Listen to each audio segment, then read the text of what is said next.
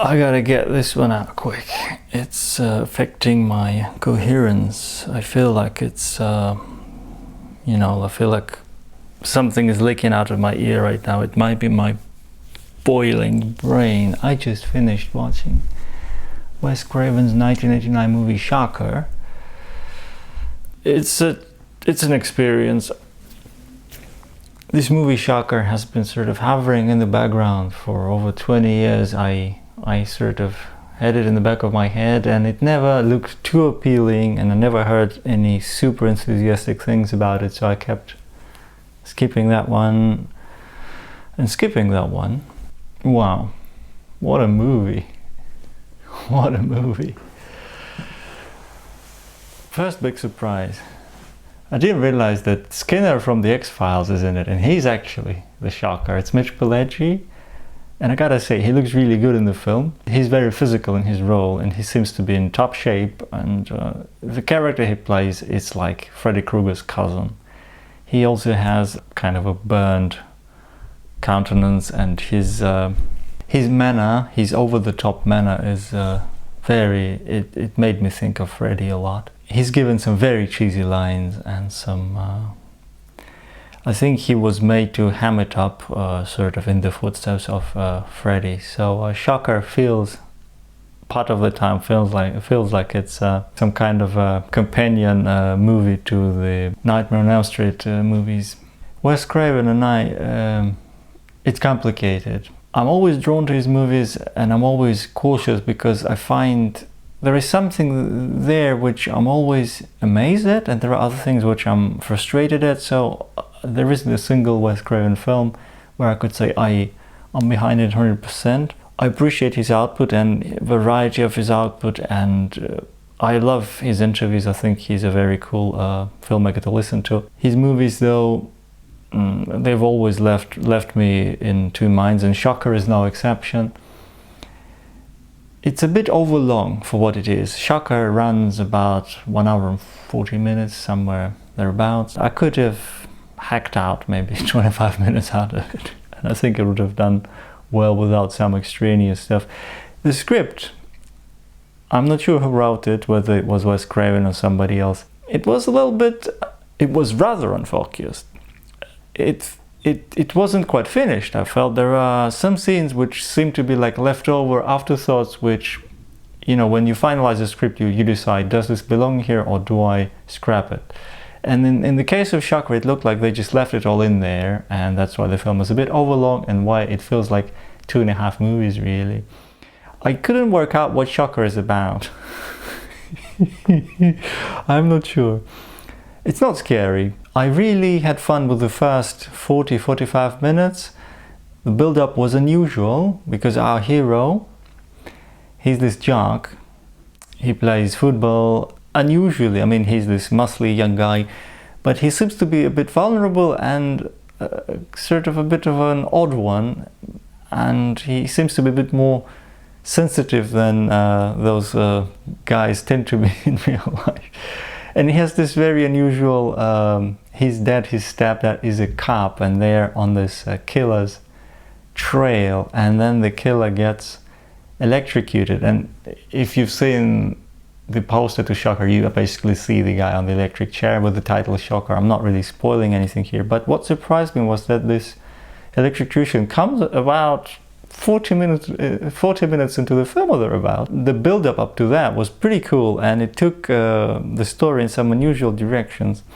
But from that point on, where the movie sort of was supposed to, I suppose, switch into its primary gear, with this idea of this killer who's now taking over people's bodies by touching them and sort of injecting them with his evil electricity. This movie is so ridiculous. I mean, this guy, before he gets electrocuted, he makes a pact with a TV set in his cell on death row. You gotta see to believe it. Some of it reminded me of Tobe Hooper's The Mangler, which came a couple of years later, I think, so there is some of that oddness about it. There is also that insistence to put some heavy metal music into a horror movie, which I'm not sure, it doesn't always work. I think about, for example, Dario Argento's Phenomena, where those metal numbers good as they are, they don't really belong in there, in my personal opinion. So music is all over the place in Shocker. Some of the scary moments are underlined by suitable piano chords, and it's all jangling, so it's pretty good. But then at other times music seems to be Mickey Mousing the chase in, so it takes on this distancing effect, so it gives it that kind of ironic aspect, which I'm not sure if it was intentional. Then some of the music is completely off. Going back to themes of Shocker, is this about family values? Because there is that father-son thing going on there, but it doesn't quite really, I don't know. It starts off interestingly and promisingly, but does it get developed? Does it ring true? Oh boy. The actors, I'd like to say that they do a commendable job with such a crazy, slapstick, just insane movie. The lead actor, I keep forgetting his name, he was very earnest in his role, and I liked that. And he had some tough scenes. I think physically all the actors had to be in top shape, because there is a lot of wrestling in Shocker. It was kind of a bit like John Carpenter's They Live, where there is that ridiculous overlong fight scene. So there are several tussles throughout Shocker where, wow, I was impressed, and it made me think, well, again, it takes the movie into a different direction. So there were a lot of pyrotechnics in this movie, and there were quite a few punch-ups, which, so it's not your typical horror movie, I guess. It's quite... It's both masculine and it's not, because its lead character, he's the good guy, and he's strong, and he's alright basically, but he's also troubled, and he actually needs help, and he's not ashamed to ask for help. And there is also his friends there, so it's also a bit about friendship, I guess, but it's all so disjointed, it doesn't really gel. And then there is his girlfriend. Female roles are really dull in Shocker. There is like a mother, a girlfriend, so they just service the story a little bit around. But there is a cool little moment, which I know I'm gonna rewatch Shocker again. It gave me a headache at the end of the day, but there was some good stuff there, and I'm definitely revisiting that one eventually once I've digested it a bit. I definitely know that the first 45 minutes were lovely. So there is this little part where Shocker takes over this little girl on a little bicycle, and because the Shocker character, he has a limp, and then this little girl limping through the park, and it was it was so sweet and ridiculous. I mean, this movie gets full points for ridiculousness. Some of it is intentional, some of it less so. You see, it cheers me up, and it also kind of kills me. If all movies were like Shocker that I'm reviewing this October, I would have sustained some serious brain damage by Halloween. It's a bit of a brain melting experience. There is blood, not real gore, but there is a lot of blood splashed on the walls, and it's a very silly approach to blood. There is oceans of it, and it's very lightweight, and it's not meant to really look like proper blood. So it's quite a light-hearted film in a way, despite a reasonably high body count. Also, the police in this film, the cops, are some of the most unconvincing. I don't know, it's like something from Blues Brothers. I don't know how they pick the extras, so each extra looks like he's basically just been given this uniform and they've never seen a cut before. The way they handle guns, the way the lines they're given, they're complete chumps. It's ridiculous, but again, it's fun. Oh, there are so many things.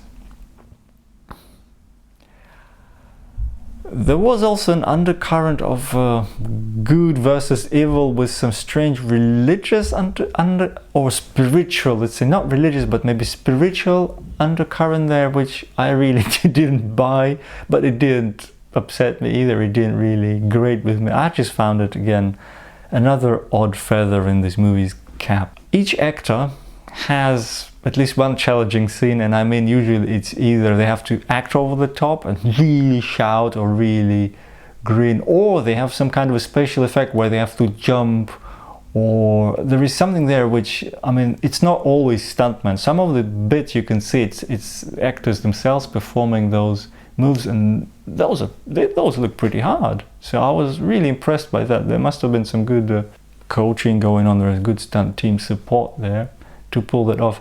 Some of the visual effects are really charming if you like those kind of analog dated effects. They look really low tech, and I find them sweet and kind of reassuring. Like I know I feel right at home with that sort of visual style. It gives the film also this kind of comic book ambience, which ultimately drove me to watch it. I saw the trailer first, and I love the trailer. The trailer is amazing because it avoids all the stupid crappy bits that don't gel together, and it rides on all the movie's strength. So the trailer sells the movie really well. And there are a lot of kills in Shocker, but they are all so light-hearted. Like this character, what's his name? Horace Pinker. The killer's name is Horace Pinker. He's got this huge Rambo knife, and he's always like kind of like that with the knife, and then he gets some really ridiculous lines. I wish I could quote some off the top of my head. And then there is the victims splattered all over the place. You look at them, they fall out of closets, they're like splayed all over cars, you know, drowned in sort of bathtubs filled with blood. It's just very hard to take seriously. But we're not yet, I mean, it's meta, there is some of that TV media is good for us, but we're not yet in that ironic 90s Kevin Williamson phase where kind of, I think, where Craven really made lots of money and, you know, kind of shifted gears a bit into something a bit less earnest maybe. Wow, I love the colors. Cinematography is definitely why I watched Shocker all the way through to the end.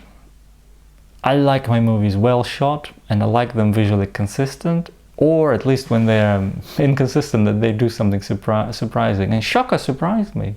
It's a pretty studio-bound film. Like a lot of it is shot in sets, and again, it reminded me of The Nightmare on Elm Street, where there are those patently fake sets, really perfectly lit, and you see those props, like when once again there is a killer popping out of an old TV set, so they had to build a set to accommodate that, of course. But cinematography, especially early on, there was a surprising amount of handheld shots.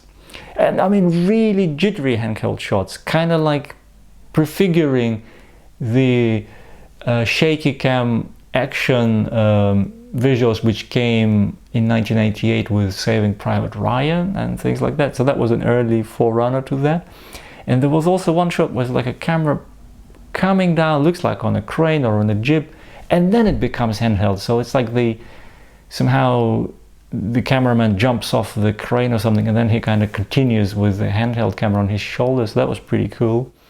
And I noticed in the credits there is a name, Mark Ahlberg, pops up for additional cinematography. And Mark Ahlberg is this amazing, I think he's Swedish, and he shot one of my favorite Stuart Gordon movies, which is From Beyond, with those immense, intense, beautiful colors. And colors in Shocker are beautiful as well. They're a bit more subdued, but there is some pastel tones, some candy colored stuff, and there is some odd blue tint for the dream sequences. I'm actually surprised. I'm actually quite enthusiastic about this film, even though it's flawed as hell. I haven't yet checked out what it did in terms of box office, what's its standing. I don't suppose it has a very good reputation, but we'll look into that. I enjoyed it more than some other Wes Craven movies. I would rate Shocker above Swamp Thing, for example, very easily, even though both of them have this tendency where the first half promises more than the second half delivers, and there is some ridiculousness in the second half of both movies. Some of the effects in Shocker, which were like video generated effects, I'm not sure how to describe this. It's not exactly CGI, but some of it looks really interesting in an odd way, and then there is like a mashup scene towards the end which really gave me it was challenging. It's where the movie tried my patience a little bit towards the end, but I'm glad I made it through. Shocker, it hurt me in spots with its deliberate cheesiness, and it amused me on the same count. But at the same time, it drags in places. Some of the music works against the movie. Some of the scenes didn't really have to be there. It doesn't really add much to the Wes Craven canon. It's more like a rehash of Nightmare on Elm Street rather than a step in a new direction. It's not scary. The only really awesome, scary, terrifying film Wes Craven made, in my opinion, is Last House on the Left, and he never went down that road ever again, of that extreme grimness and shocks. Shocker has that deliberate MTV stupidity about it. It's like junk food. So I wouldn't recommend watching this movie every day on the loop. But from time to time it's good to eat something dirty, I guess. And well, I'm sure as hell not gonna forget Shocker. It sure as hell is etched in my memory. It might have, you know, it might have infected me with something or other. So that was day 6 of 31 Days of Horror.